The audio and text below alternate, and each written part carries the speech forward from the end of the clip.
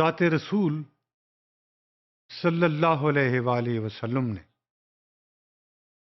اپنے 63 برس کی زندگی میں ایک ہی حج کیا اور وہ 10 ہجری میں تھا۔ حج کے بعد آپ نے ان تمام لوگوں سے خطاب فرمایا جو آپ کے ساتھ اس حج میں شریک تھے۔ وہاں مکہ میں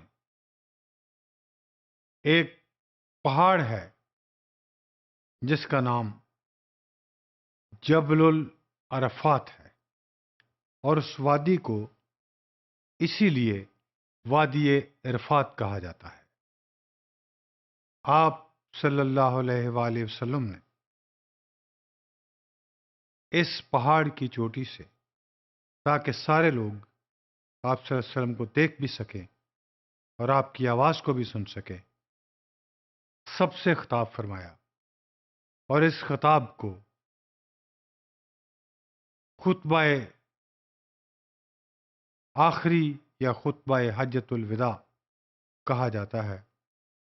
اور یہ ایک ایسی دستاویز ہے جو مسلمان کی زندگی پر، تمام زندگی پر حاوی ہے، اور کوئی لکونہ اس میں نہیں جو باقی رہ گیا ہو۔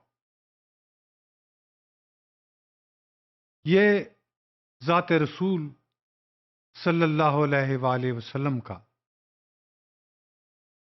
پہلا بھی اور آخری حج بھی تھا، اور اس طرح کے مجمع سے، اتنے بڑے قافلے سے، اتنے بڑے لوگوں سے خطاب فرمانا بھی آخری خطاب تھا۔ That's why it's called last sermon, آخری خطبہ اور فیئرویل ایڈریس، کیونکہ اس کے بعد ذات رسول صلی اللہ علیہ وآلہ وسلم کو اتنے بڑے مجمع سے خطاب کرنے کا زندگی ہی موقع نہیں دے رہی تھی۔ It is very rightly said that never before such gathering had been witnessed in the history of human being at that time. اللہ رب العزت کی حمد و ثنا کے بعد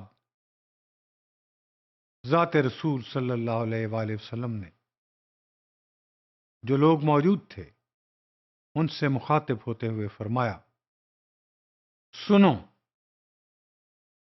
یہ لفظ، there is none to worship except Allah. None is like him or equal to him, nor he has any partner. آپ کو صرف اللہ رب العزت کی عبادت کرنا ہے، نہ تو اس کے برابر کوئی شریک ہے، نہ اس کا کوئی ساتھی ہے، شریک ہے، نہ اس جیسا کوئی ہے۔ He fulfilled his promise and helped his own creature and messenger, and he alone defeated and smashed all the concerted forces of the falsehood. یہ رب العزت ہی کا کرم ہے کہ اس نے انسان سے کیے ہوئے، اپنی مخلوق سے کیے ہوئے اپنے تمام وعدے پورے فرمائے، اور یہ اسی ذات کا کرم ہے کہ اس نے ان ساری قوتوں کو جو جھوٹ پر، فریب کاری پر مبنی تھی، ان سب کو ختم فرما دیا۔ یہ صرف اللہ ہی کی ذات کر سکتی ہے، لہذا آپ نے صرف اسی کی عبادت کرنی۔